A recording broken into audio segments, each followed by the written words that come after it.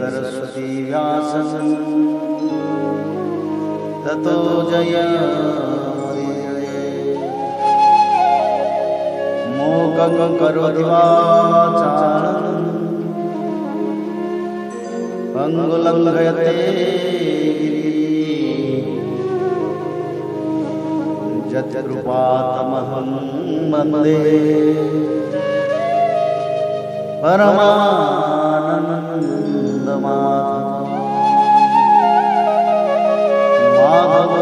माधवो वाक्यं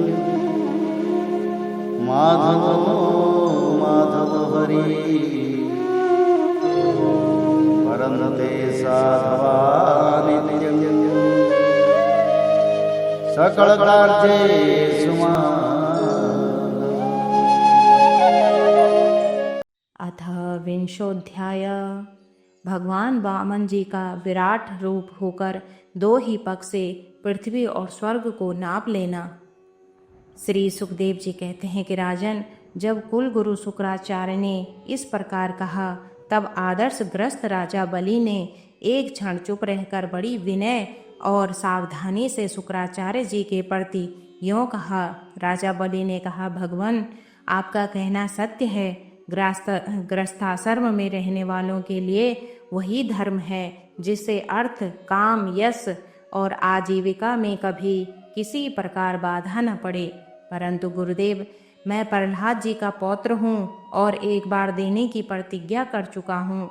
अतः अब मैं धन के लोभ से ठग की भांति इस ब्राह्मण से कैसे कहूँ कि मैं तुम्हें नहीं दूंगा।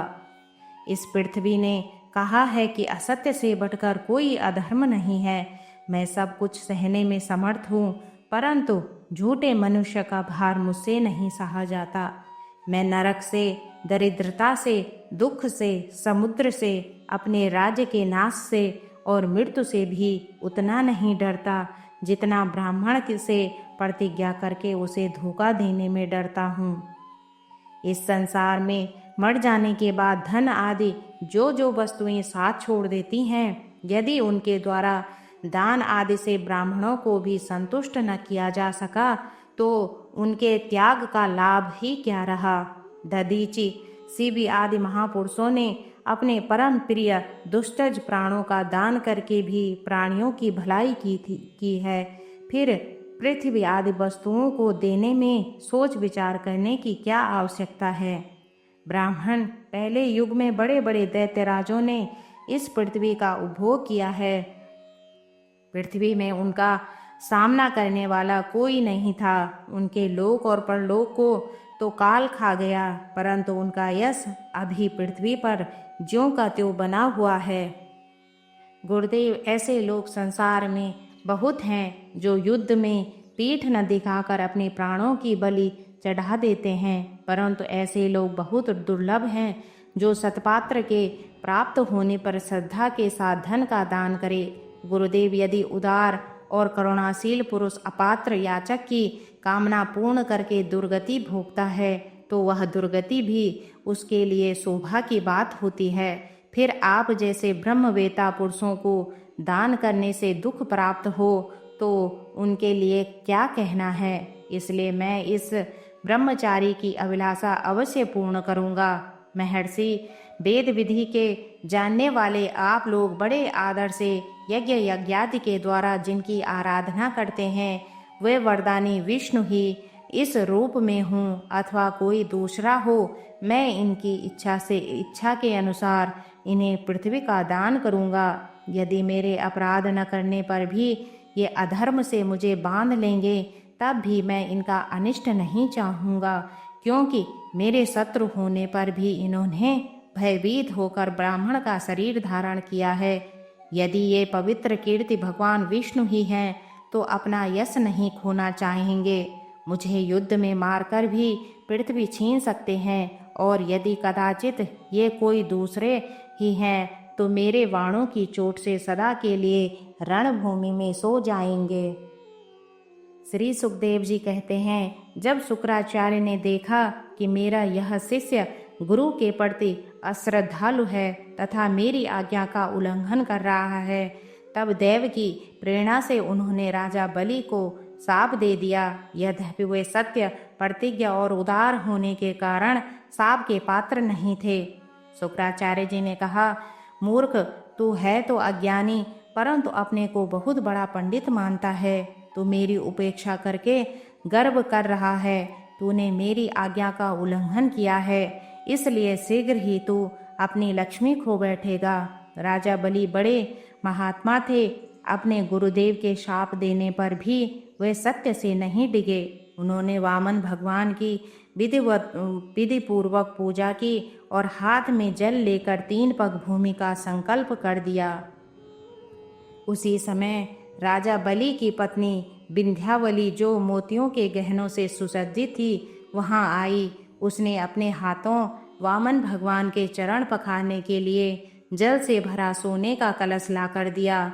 बलि ने स्वयं बड़े आनंद से उनके सुंदर सुंदर युगल चरणों को धोया और उनके चरणों का वह विश्व पावन जल अपने सिर पर चढ़ाया। उस समय आकाश में स्थित देवता, गंधर्व, विद्याधर, सिद्ध चारण सभी लोग राजा बलि के इस अलौकिक कार्य तथा सरलता की प्रशंसा करते हुए बड़े आनंद से उनके ऊपर दिव्य पुष्पों की वर्षा करने लगे। एक साथ ही हजारों दुमदुम्बियां बार बार बजने लगी। गंधर्व, किमपुरुष और किन्नर गान करने लगे। अहो धन्य है इन उदार शिरोमणि बलि ने ऐसा काम कर दिखाया जो दूसरों के लिए अत्यंत कठिन है। देखो तो सही, इन्होंने जानबूझकर अपने शत्रु को 3 लोगों का दान कर दिया।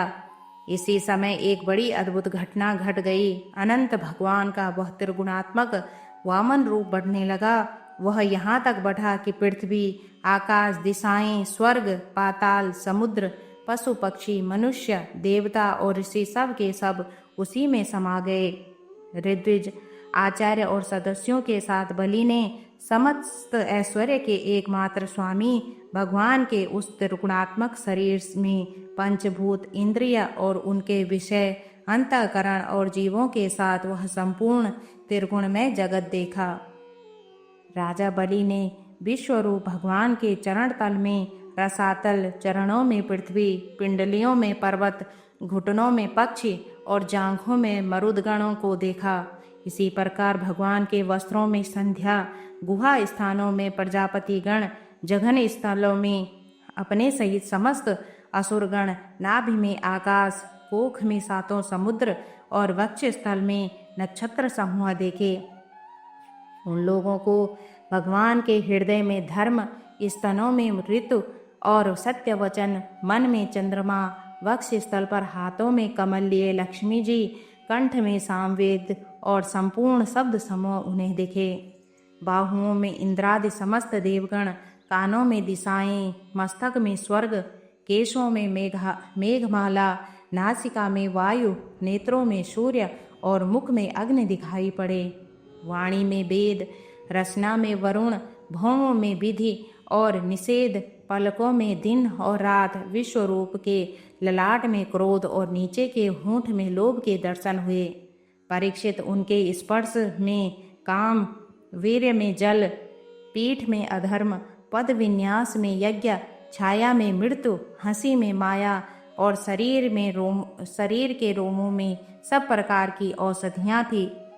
उनकी नाड़ियों में नदियाँ, नखों में शिलाएं और बुद्धि में ब्रह्मा, देवता एवं ऋषिगण दिख पड़े। इस प्रकार वीरवर बलि ने भगवान की इंद्रियों और शरीर में सभी चराचर प्राणियों का दर्शन किया। परीक्षित, सर्वात्मा भगवान में यह संपूर्ण जगत देखकर सबके सब दैत्य अत्यंत भयभीत हो गए। इस समय भगवान के पास असहा तेज वाला सुदर्शन चक्र, गरजते हुए मेघ के समान भयंकर टंकार करने वाला संग धनुष, बादल की तरह गंभीर शब्द करने वाला पांचजन्य शंख, विष्णु भगवान की अत्यंत वेगवती कौमोद की गदा, 100 चंद्राकार चिन्हों वाली ढाल और विद्याधर नाम की तलवार, अक्षय बाणों से भरे 2 तरकस और लोकपालों के सहित भगवान के सुनंद आदि पार्षदगण सेवा करने के लिए उपस्थित हो गए। उस समय भगवान की बड़ी शोभा हुई। मस्तक पर मुकुट, बाहुओं में बाजूबंद, कानों में मकराकृति कुंडल, वक्ष स्थल पर श्रीवत्स चिन्ह, गले में कौस्तुभ मणि, कमर में मेखला और कंधे पर पीतांबर शोभायमान हो रहा था। वे 5 प्रकार के पुष्पों की बनी वनमाला धारण किए हुए थे, जिस पर मधुलोभी भौरे गुंजार कर रहे थे। उन्होंने अपने एक पग से बलि की सारी पृथ्वी नाप ली, शरीर से आकाश और भुजाओं से दिशाएं घेर ली। दूसरे पग से उन्होंने स्वर्ग को भी नाप लिया। तीसरा पैर रखने के लिए बलि की तनिक सी भी कोई वस्तु न बची। भगवान का वह दूसरा पग ही ऊपर की ओर जाता हुआ महलोक, जनलोक और तपलोक से भी ऊपर सत्यलोक में पहुंच गया। इति श्रीमद्भागवत महापुराणे परमहंस्यस्य संहिताया अष्टमं स्कंदे विश्वरूप दर्शनम नाम 20तमोऽध्यायम्।